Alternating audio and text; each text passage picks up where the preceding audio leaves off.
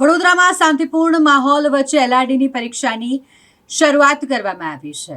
આજે જ્યારે 118 કેન્દ્રો પર 35,000થી વધુ એલઆરડીના ઉમેદવારો કે જે પરીક્ષા આપવા માટે પહોંચ્યા હતા તેમનું સ્વાગત કરવામાં આવ્યું છે, તેમને આવકારવામાં આવ્યા છે.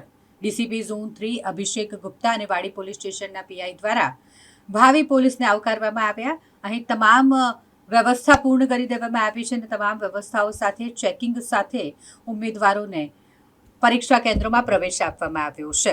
35,000 જેટલા વિદ્યાર્થીઓ કે જે વડોદરા શહેરના અલગ અલગ કેન્દ્રો પર પરીક્ષા આપવાના છે તેને લઈને તમામ જે તૈયારીઓ છે તે તંત્ર દ્વારા પૂર્વ જ પૂર્ણ કરી દેવામાં આવી હતી. અત્યારે વાત કરીએ તો તંત્રએ ખાસ તૈયારીઓ હાથ ધરી હતી અને ચેકિંગ કર્યા બાદ ઉમેદવારોને પરીક્ષા કેન્દ્રોમાં એન્ટ્રી આપવામાં આવી છે.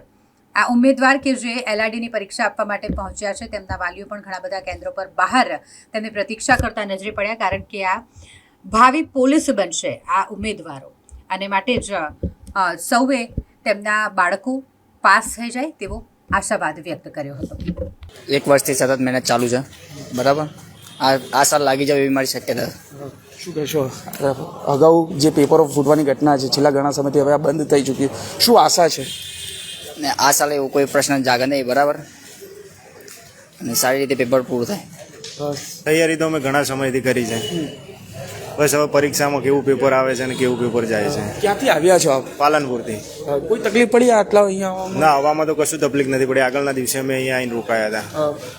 શું માનો છો કેટલું ઇઝી રહેશે પેપર? કારણ કે અગાઉના જે પેપરો છે કેટલું પેપરોનું અગાઉનું જોતો તો ખબર ના પડે કે કેટલું ઇઝી છે ને કેટલું અઘરું આવે છે, પણ પેપર આવે એના પછી ખબર પડે કે કેવું રહેશે. 3 કલાકનું પેપર છે, કેટલી મહેનત કરી છે આના માટે? આના માટે ઓછું ઓછું 12 મહિનાથી મહેનત કરી છે. હા, આજે કઈ એક્ઝામ છે અને આના માટે કેટલા વખતથી આ મહેનત કરતા રહ્યો છો? પોલીસ કોન્સ્ટેબલની એક્ઝામ છે અને ઓછામાં ઓછી 2 એક્ઝામ આપી હતી પોલીસ કોન્સ્ટેબલની. આ ત્રીજી એક્ઝામ છે અમારા માટે. તો આ વખતે પાસ થઈ જશે એવું એવી આશા તો છે, કારણ કે 12 મહિનાથી મહેનત કરી છે, એટલે અમારી થોડા ઘણી આશા છે કે આ પેપર સારું આવે અને સારું પેપર જાય તો અમે પાસ થઈ જઈએ. જે અગાઉના જો પેપરોની વાત કરીએ તો તલાટી હોય, જુનિયર ક્લાર્કની હોય, ત્યાં અમુક જગ્યા ઉપર પેપર ફૂટ્યા હતા, એવી ઘટનાઓ પણ સામે હતી. હવે છેલ્લા ઘણા સમયથી આ ઘટનાઓ પર બ્રેક વાગી સરકારના મદદથી. શું કહેશો? બીજું કશું નહીં કે આવી રીતે અમે ઘણા સમયથી તૈયારી કરતા હોઈએ છીએ અને પછી આવી રીતે પેપર બીજું ફૂટે તો અમારી આશાઓ અને અમારા ઘરની આશાઓ છે બધી છિન્ન ભિન્ન થઈ જતી હોય છે. અને એના કારણે જો આ પેપર ના ફૂટે તો ગમે તે અમને સરખો ન્યાય મળે. અમારી જેટલી તૈયારી કરેલી હોય એ પ્રમાણે અમને પેપર આપવાનો ન્યાય મળે. તૈયારીઓ કેવી રીતે કરી હતી? બધાએ સારી જ કરી છે. અચ્છા, ગઈ વખતનું જે ઘટનાક્રમ થયો ત્યારબાદ એવું લાગતું હતું કે આ વખતે તંત્રએ જોરદાર તૈયારીઓ કરી? હા, લાગે.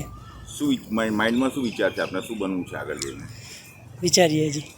પરીક્ષા પાસ થયા પછી શું બનવું? શું સપનું છે તમારું? પોલીસ બનવાનું જ છે. કોને આઈડિયલ માનો છો તમે? પોલીસમાં કોને આઈડિયલ માનો છો? કોને? એવું તો કંઈ છે નહીં. મારા ફેમિલી મેમ્બર્સ બધા પોલીસમાં છે, કાકો કાકી આઈડિયલ જ છે બધા. અમારી બેબી આવી છે, પીએસઆઈ અને એલઆરડીની બંને પરીક્ષા આપી છે. હા, શું મગજમાં આપણા માઇન્ડમાં શું ચાલી રહ્યું છે અત્યારે? પહેલું પેપર તો સારું હતું, પણ બીજું પેપર હવે જે નીકળે એ ઉપર આધાર છે. મહેનત તો ખૂબ કરી છે. એવું લાગે છે કે દીકરીની પરીક્ષા સાથે માતા પિતાની પણ પરીક્ષા થાય છે? હા, બંનેની પરીક્ષા થાય. હા, કારણ કે પિતા આજે બહાર પદ પર બેઠા છે દીકરીને એક એક્ઝામ પાસ કરે એના માટે. હા જી. શું માઇન્ડમાં અત્યારે શું વિચાર આવે છે? થઈ જશે પાસ તો. અચ્છા, અગાઉ જે રીતે પેપરો ફૂટ્યા હતા લોકોને ડર હતો, આપને એવું લાગે છે અત્યારે કે કંઈ આવું ના થાય તો સારું, ભગવાન કરે મારી દીકરીની? આલીપેર તો ઉપરથી એટલું બધું કડક છે ને કે આલીપેર સંભાવના જ છે. શું કહેશો, જે રીતની તૈયારીઓ કરી હતી દીકરીએ, કેટલી તૈયારીઓ કરતી હતી? તૈયારો તો વડનગરમાં ત્યાં કરી હતી, 1.5 વર્ષથી કરતા હતા. તે આપણે ત્યાં ઘરેથી આવી. અચ્છા, આજે દીકરી પરીક્ષા આપવા ગઈ, શું કીધું તમને આજે? એને કીધું કે પપ્પા હું પાસ થઈ જઈશ, એવું કીધું. ક્યારે નીકળ્યા હતા તમે વડોદરા? વડોદરા આવા સવારે 8 વાગે નીકળ્યા હતા અને બપોરે 1 વાગે વડોદરા સ્ટેશને પહોંચ્યા. બિલકુલ, આજે લોકરક્ષકની પરીક્ષા છે જેમાં બહુ જ પ્રોપર ઝીણવટભર્યું પ્લાનિંગ કરવામાં આવ્યું છે અને તે બાબતે ટ્રેનિંગ પણ આપવામાં આવી હતી અધિકારીઓને કર્મચારીઓને. ત્યારબાદ ગઈકાલે રિહર્સલ પણ કરવામાં આવ્યું હતું અને આજે પ્રોપર બંદોબસ્ત પણ ફાળવવામાં આવ્યો છે. આપ જોઈ શકો છો તેમ અમે પ્રોપર એને જે પેપર્સ છે એને સ્ટ્રોંગ રૂમમાં અમે હોલ્ડ કર્યા હતા અને ત્યાંથી સ્ટ્રોંગ રૂમમાં એને પ્રોપર બંદોબસ્ત સાથે અમે સ્કૂલમાં પહોંચાડ્યા છે. જેથી સ્કૂલમાં પણ સ્ટ્રોંગ રૂમ બનાવવામાં આવેલું છે. આ ઉપરાંત મેઇન ગેટમાં જ્યારે બાળકો આવે છે ત્યારે ચેકિંગ ફ્રિસ્કિંગ થાય છે. HHMDથી ચેકિંગ ફ્રિસ્કિંગ થાય છે. ત્યારબાદ જે બાયોમેટ્રિક થાય છે ત્યાં પણ અમે વિડીયોગ્રાફીથી એનું રેકોર્ડિંગ કરી રહ્યા છે અને પ્રોપર એમના જે ડોક્યુમેન્ટ છે વેરિફિકેશન કરી રહ્યા છે. ત્યારબાદ દરેક રૂમમાં પણ અમે જે સ્કૂલના જે કેન્દ્રો છે એમાં જે રૂમ છે એની અંદર પણ અમે CCTV રાખ્યા છે અને તેનું પણ ઝીણવટભર્યું નિરીક્ષણ થઈ શકે તે માટે વ્યુઇંગ કમિટી પણ બનાવવામાં આવી છે.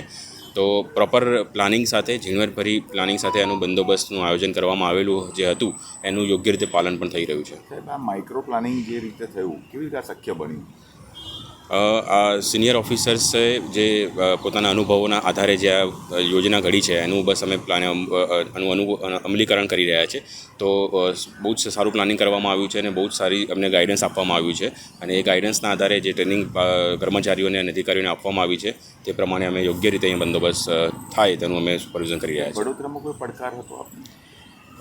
એઝ સચ તો કોઈ પડકાર નહોતો, પણ જે ભૂતકાળમાં બનાવો બન્યા છે એના કારણે લોકોમાં કદાચ એ જે અવિશ્વાસની લાગણી હોય, પરંતુ જે પ્રમાણે બંદોબસ્ત રાખવામાં આવ્યો છે અને છેલ્લા ઘણા સમયથી ગઈ PSIની પરીક્ષા આપ જોઈ લો કે એની પહેલાંની GPSની પરીક્ષા જોઈ લો, બહુ સારી રીતે પરીક્ષાઓ લેવાઈ રહી છે.